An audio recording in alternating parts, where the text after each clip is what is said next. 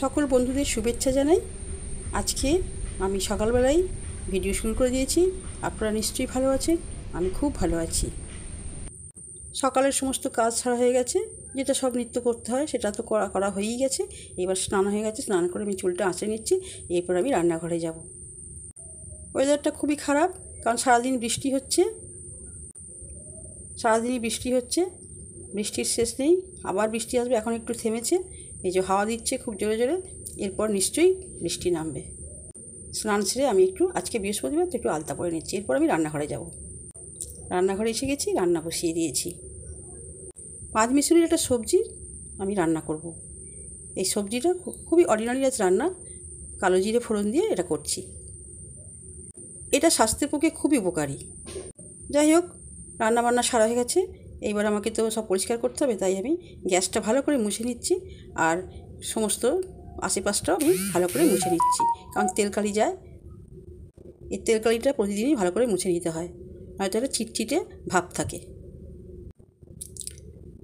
সমস্ত কিছু মোছা হয়ে গেল, এরপর আমি টেবিলটা মুছে রাখছি। এবার বাসনগুলো যেগুলো মাজা হয়ে গেছে সেগুলো মুছে রাখছি, কারণ বাসনে খুব জল থাকে। এই জলটা থাকলে আমার ভালো লাগে না, সেই জন্য মুছে পরিষ্কার করে শুকনো করে রাখছি। বাসন এইভাবে শুকনো করে রাখলে খুব ভালো, কারণ টিকটিকি যদি লেগে থাকে আমরা দেখতে পাবো না। হ্যাঁ, জলের সঙ্গে লেগে থাকবে, শুকনো হয়ে থাকবে, সেটা হয়তো কোনো ক্রমে পেটে চলে গেল, সেটা খুবই খারাপ জিনিস। তাই আমি মুছে নিলাম, গ্যাস মুছে নিলাম, সবই মুছে নিলাম।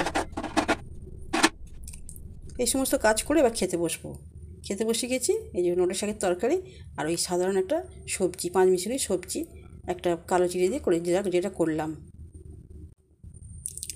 খেয়ে নিলাম পেট ভরে। আরও কাজ আছে। এবার বাসনগুলো আমি মাজা টাজা হয়ে গেছে, মোছা হয়ে গেছে। এবার আমি যেটা মুছেছিলাম সেটা ভালো করে ধুয়ে নিলাম, ধুয়ে আবার শুকনো করতে দেবো, নচেত নোংরা হয়ে যাবে, দেখতে খারাপ লাগবে। বাসন গোছানো হয়ে গেছে, এবার ঢাকা দিয়ে রাখলাম। ওই আরশোলা টিকটিকির ভয়, সেই জন্য আমি এরকম করে ঢাকা দিয়ে রাখি। খাওয়া দাওয়া তো সারা হয়ে গেছে। এবার একটা আমার শখের গাছ, ঘণ্টা জবা। এই গাছটা আমি একটা ডাল ভেঙে এনেছিলাম একজনদের, সেই ডাল ভেঙে এই যে আমি ছড়ার মধ্যে একটু মাটি আছে, এই মাটির মধ্যেই দিয়ে দিয়েছিলাম।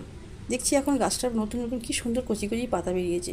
নিশ্চয়ই গাছটা ধরে গেছে, তাই আমি একটা অন্য পাত্রে প্রতিস্থাপন করব। এই যে এটা আমার দোপাটি গাছ। আরও জবা গাছ আছে। এই গাছটা মাটিটা তুলে নিলাম, তুলে রেখে দিলাম। আমি অন্য একটা পাত্রে, বালতিতে আর কি, এই গাছটা আমি বসিয়ে দেবো। গাছটা দেখতে আমার এত ভালো লাগছে, নতুন নতুন কচি কচি পাতা বেরিয়েছে। এই যে শেকড় বেরিয়েছে, এই যে দেখুন, ছোট্ট ছোট্ট চুলের মতো শেকড়। এই যে বালতিতে আমি মাটি দিলাম, তারপর ওই কাগজ টাগজ ছিল, ওই কাগজ দিয়ে আমি একটু দিয়ে দিলাম, এগুলো পচনশীল তো, দিয়ে এর উপর আমি সবজির খোসা যা ছিল সেইগুলো রেখে দিয়েছিলাম দুদিনের, এই সবজির খোসাগুলো আমি দিয়ে দিলাম। এরপর আবার মাটি দেব।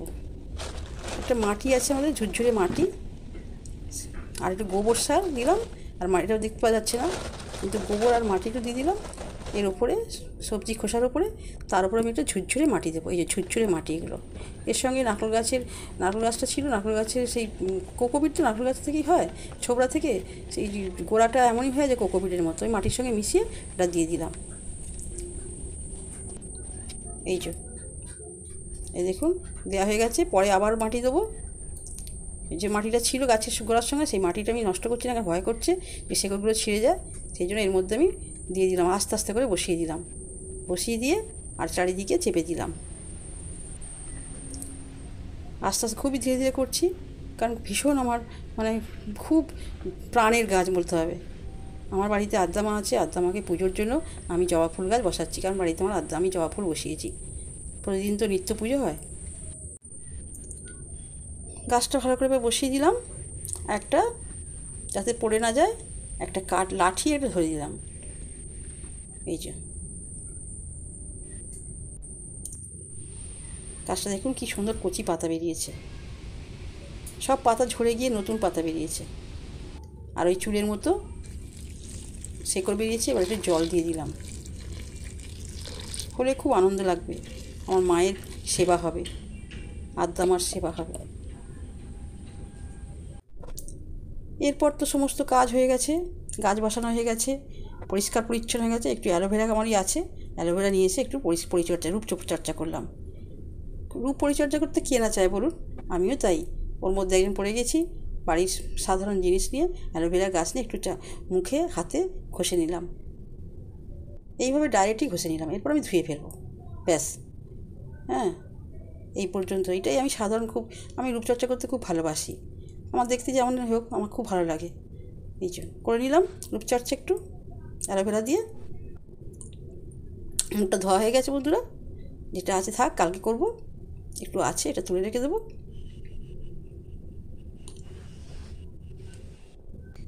তাহলে বন্ধুরা আজকের ভিডিওটা এই পর্যন্ত। আপনারা ভালো থাকবেন, সুস্থ থাকবেন, আবার পরের ভিডিও দেখা হবে।